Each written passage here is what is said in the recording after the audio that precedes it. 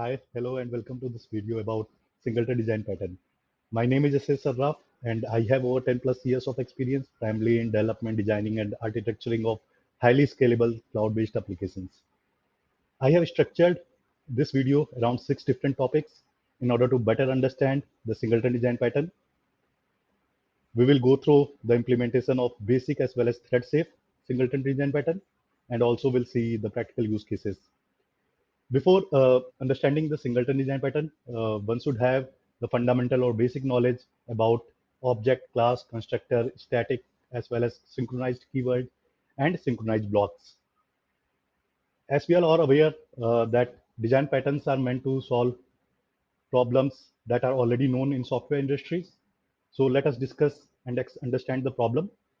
Uh, so suppose you are given that there is an expensive resource and that expensive resource is shared across multiple use cases in your application.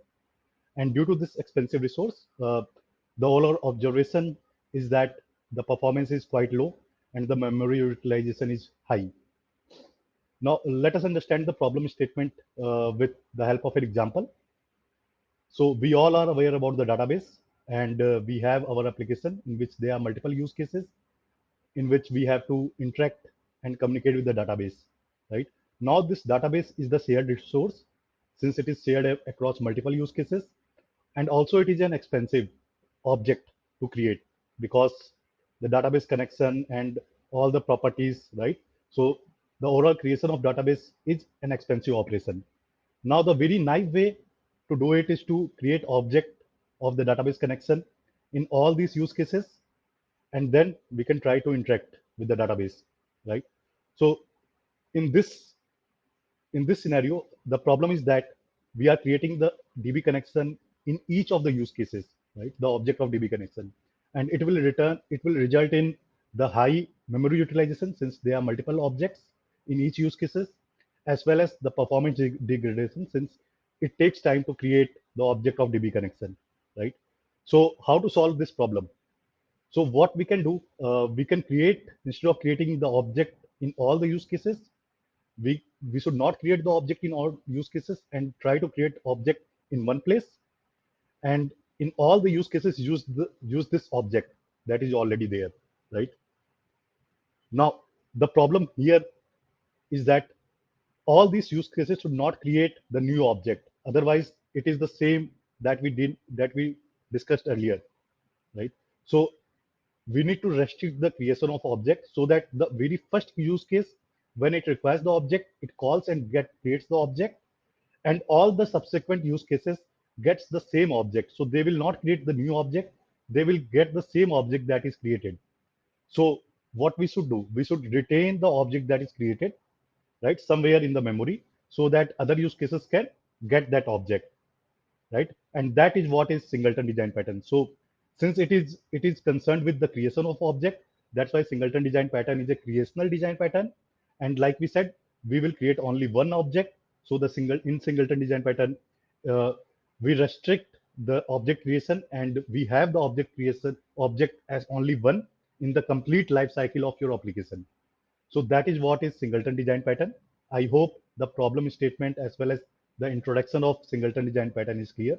Now let's move to the very basic implementation of singleton design pattern. So we will see the implementation in Java, but the concept can be replicated across all the languages.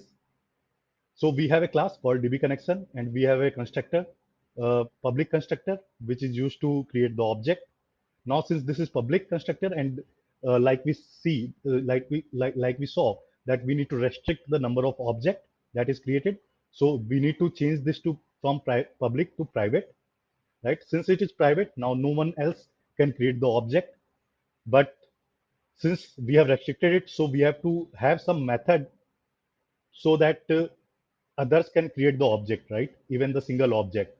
For that, we should have a static method. Why static method? Because if the method is not static, it requires the object so that one can access. But in case of a static method, objects are not needed, right? So that's why we created a static method called get instance, and it returns the DB connection instance, right? And simply we do return new DB connection object, right? Now again here we are not restricting the object creation. So as many times uh, someone calls get instance method, all the times new object of DB connection will get created and will get returned, right? Now we need to restrict it. So we need to remove this new DB connection that we are returning always. So we have removed it, and instead we should have a static variable in this class, static variable of type DB connection, and we will call it as instance, and let's initialize it as null, right? So now in get instance method, since we have this static variable, what we can do, we can first check whether the instance is null.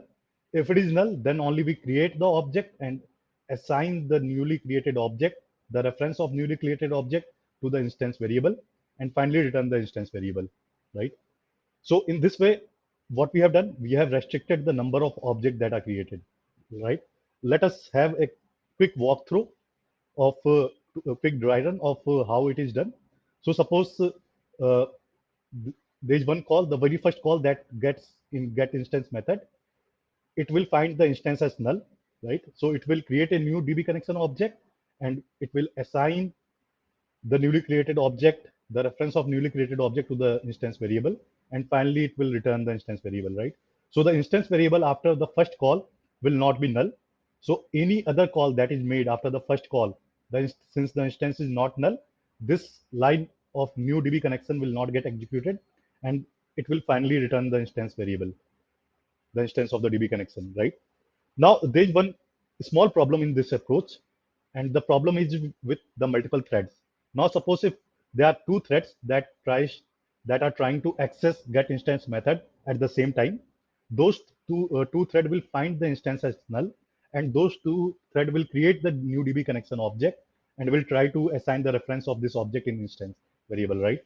So, if there are multiple threads, right, then we have a problem, right? So how to deal with this multiple threads? So the very first way to deal with the multiple thread is to have the static variable that we have defined as null. Let's not define it as null and let's try to initialize it here itself, right? Now since we have initialized the DB connection object at the class loading time itself, right? So we don't need to check the instance is null or not, right? Because instance will never be null. So we can remove these all lines and we can directly return the instance, right? In this way, so it is thread safe, but there is one problem with this approach, and that even though the object is not needed, even though the DB connection object is not needed anywhere in your application, there will be one single object that is created no matter what, right?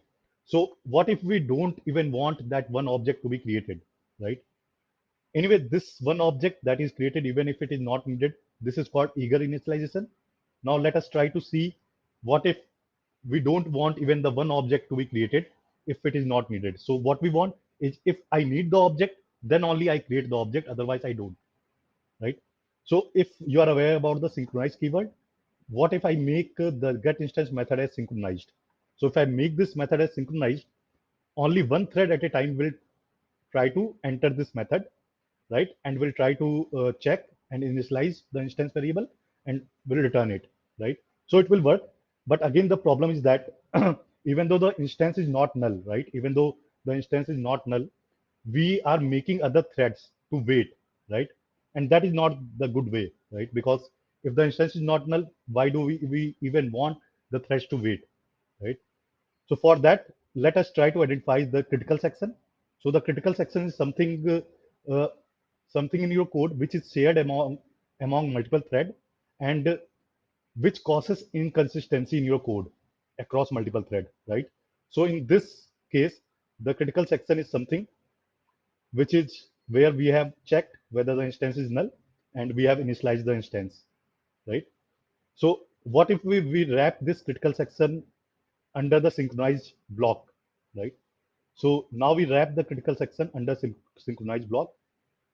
Now again the problem will be same, right? If there are multiple threads, right? Even though the instance is initialized, it is not null. The thread will wait, right?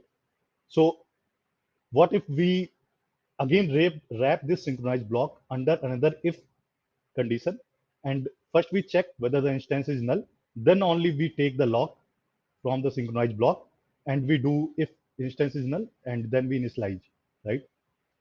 So let's do a dry run of this approach. So suppose two threads are entering this get instance method at the same time. Two threads will check whether the instance is null. It is null, so they will enter the if block. Among these two threads, only one thread will get lock on the instance variable and will try to enter the synchronized block. It will find the instance to be null, the very first thread. It will initialize the instance variable with the new DB connection object, right? And it will then release the lock. After the lock is released, another thread will enter the synchronized block. Now it will check whether the instance is null or not, but it will not find the instance as null since the earlier thread, the previous thread has already initialized the instance variable, right? So instance is not null, so it will not initialize the instance again, and it will come out of the synchronized block and release the lock, right? Any other thread that try to enter after that two threads will not even find the instance to be null. So it will not even enter the synchronized block, and even it will not even enter the if block, right? So it will directly return the instance variable from here itself.